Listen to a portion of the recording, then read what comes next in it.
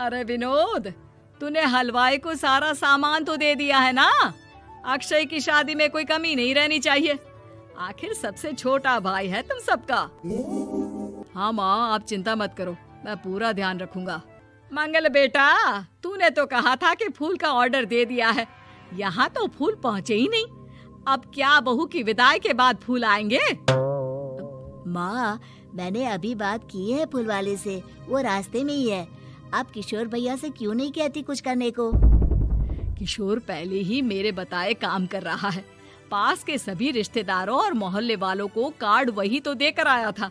Reception के लिए hall भी उसी ने बुक किया था। टेंट कुर्सी वालों को भी तो वही देख रहा है। पर कई मोहल्ले वाले तो हमारे भरे पूरे परिवार से जलते भी हैं। उन्हें बुलाने की क्या जरूरत थी? बेटा, शादी ब्याह में तो बुलाना ही पड़ता है, नहीं तो लोग क्या कहेंगे। दादी दादी देखो ना, हलवाई अंकल हमें लड्डू नहीं दे रहे, आप इनको डांटो ना। अरे चैन सुख दे देना बच्चों को लड्डू, क्यों तंग कर रहा है इन्हें? बीबी जी, मैं कहाँ मना कर रहा हूँ, लेकिन लड्डू बनते ही ये बच्चे उठा उठा कर खा लेते हैं। अरे मैं तो इन्हें थाल में रख के परोस भी नहीं पा रहा। भागो, अब कोल्ड ड्रिंक पीने चलते हैं। भागो भागो, अब कोल्ड ड्रिंक पीने चलते हैं।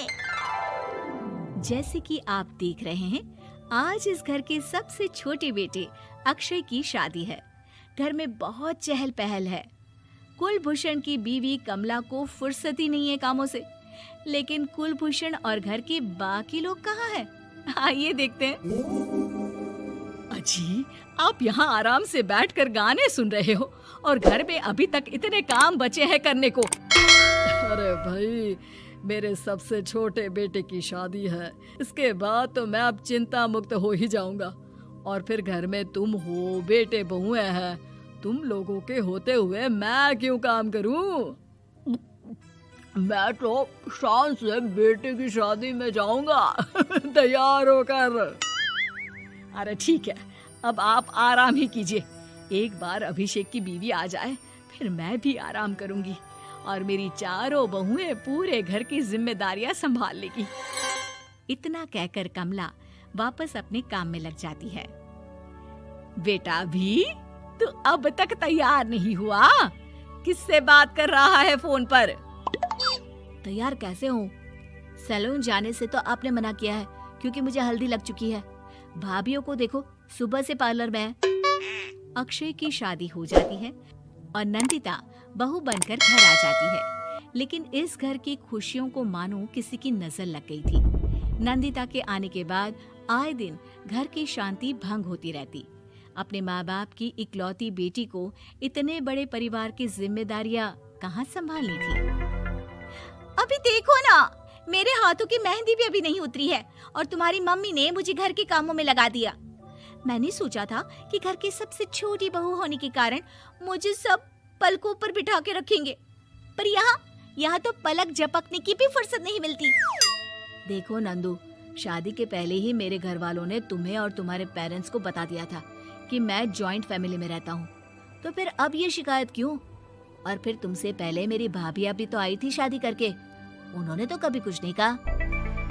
नंदिता तब तो चुप हो जाती है, लेकिन ऐसा बहुत दिनों तक नहीं चलता। अरे नंदिता, माँ बाबूजी की दवाई का टाइम हो गया है, उन्हें दवाई दे आओ और उसके बाद सबके लिए नाश्ता बना देना। पर भाभी, मैं तो अभी अपना फेवरेट सीरियल देख रही हूँ। प्लीज मेरी जगह आप कर लो ना ये काम। ठीक है, मैं तेरी जगह माँ बाबूजी को दवाई दे आती हूँ और नाश्ता बना लेती हूँ। तू मेरी जगह पूरे घर की डस्टिंग करके 5 बच्चों को स्कूल के लिए तैयार करके भेज देना और दोपहर का खाना बनाने के बाद कपड़े धोकर सुखा देना। उसके बाद हम दोनों मिलकर बाजार जाकर सब्जी ले आएंगे, फिर डिनर की तैयारी कर लेंगे और उसके बाद बस भाभी, मैं माँ बाबूजी को दवाई देकर सबके लिए नाश्ता बना देती हूँ। हे भगवान, ये कहाँ लाकर फंसा दिया मुझे। मेरे घर में तो गिनती की 8 रोटियां और 2 सब्जी बनती थी और नाश्ता निपट जाता था। यहाँ तो रोटियों का ढेर और सब्जियां बड़े बड़े पतीलों में बनानी पड़ती है। नाश्ता बनते बनते लंच का टाइम हो जाता है और लंच बनते बनते डिनर का। अभी मुझ में तुम्हारे पूरे परिवार का नखरा उठाने की और ताकत नहीं बची। मैं ऐसे नहीं रह सकती। अरे तो क्या चाहती हो तुम? मुझे अलग रहना है बस। तो ठीक है, हम कल ही शिफ्ट हो जाएंगे किराए के घर में। इतना बड़ा घर होते हुए हम किराए पे क्यों रहेंगे? ना जी ना, घर में ही दीवार खड़ी करो अपने हिस्से के आगे। घर के साथ साथ घर की खुशियों में भी दीवार खींच जाती है। ऐसे ही कई महीने बीत जाते हैं और नंदिता माँ बन जाती है। बच्चे के आने से अभिषेक के कंधों पर खर्चों का बोझ आ पड़ता है। अभिषेक का बोझ कम करने के लिए नंदिता भी पार्ट टाइम जॉब कर लेती है, लेकिन इससे उसके सर पर नौकरी, घर और बच्चे की जिम्मेदारी बढ़ जाती है। नंदिता, ये क्या है? तुमने घर भी ठीक से साफ नहीं किया, ना ही मेरे कपड़े धुले हैं। चिंटू के बाल भी कटवाने जाना था, देखो उसके बाल कितने बढ़ गए हैं। अरे करती क्या हो पूरा दिन तुम? मैं करती क्या हूँ? तुम्हारा नाश्ता और लंच बनाने के बाद चिंटू को डे केयर सेंटर पर छोड़ कर आती हूँ, फिर खुद ऑफिस जाती हूँ। पूरा दिन काम करके आने के बाद बिना आराम किए बाजार से सब्जियाँ लेकर आती हूँ, घर आकर खाना बनाती हूँ, चिंटू को देखती हूँ और क्या करूँ मैं? तो किसने कहा था अपने सर पर इतने काम लेने को? मत जाओ ऑफिस। ऑफिस जाए बिना घर के खर्चे कहाँ से पूरे होंगे? चिंटू की डे केयर का खर्च, उसके लिए बेबी फूड का खर्च, प्रेस वाले का खर्च, ये सब तुम्हारी सैलरी से होता नहीं है। अगर परिवार से अलग नहीं होती तो इतनी मुसीबतें नहीं उठानी पड़ती तुम्हें परिवार के साथ मिलकर काम करने में दिक्कत थी, लेकिन काम तो अब भी बहुत है तुम्हारे सर पर। चिंटू को भी डे केयर भेजने की जरूरत नहीं पड़ती। उसको गोद में खिलाने के लिए दादा दादी और घर के सभी बड़े होते। उसके साथ खेलने के लिए उसके भाई बहन भी होते। मेरे तीनों बड़े भाइयों के बच्चे भी बड़े हुए हैं, लेकिन बिना महंगा बेबी फूड खाए, क्योंकि मेरी माँ और भाभियाँ बहुत अच्छे से जानती है कि बच्चे को क्या खिलाना चाहिए। बिजली के बिल जैसे खर्चे भी सब मिलकर बांट लेते थे, लेकिन तुम्हें तो सबसे अलग रहने में ही मजा आता है, तो अब शिकायत क्यों करती हो? बस करो अभिषेक, बस करो। मैं मानती हूँ कि मैं गलत थी। मेरे एक गलत फैसले ने हमें बिल्कुल अकेला कर दिया है सबसे। एक घर में होते हुए भी हम बाकी परिवार से अजनबियों की तरह रह रहे हैं। अभिषेक और नंदिता की सारी बातें घर के बाकी लोगों को सुनाई दे रही थी। तभी कमला बोल पड़ती है। अरे नंदिता बहू, किसने कहा कि तुम अकेले हो? तुम्हारा इतना भरा पूरा परिवार है ना तुम्हारे साथ। हम तो बस ये चाहते थे कि तुम अपनी गलती समझ जाओ।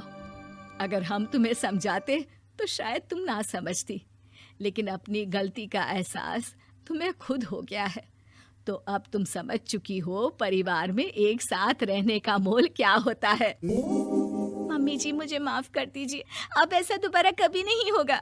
अरे माफी बाद में, पहले मेरा पोता जरा मेरी गोद में तो दे, और तू जाकर सबके लिए चाय बना ला।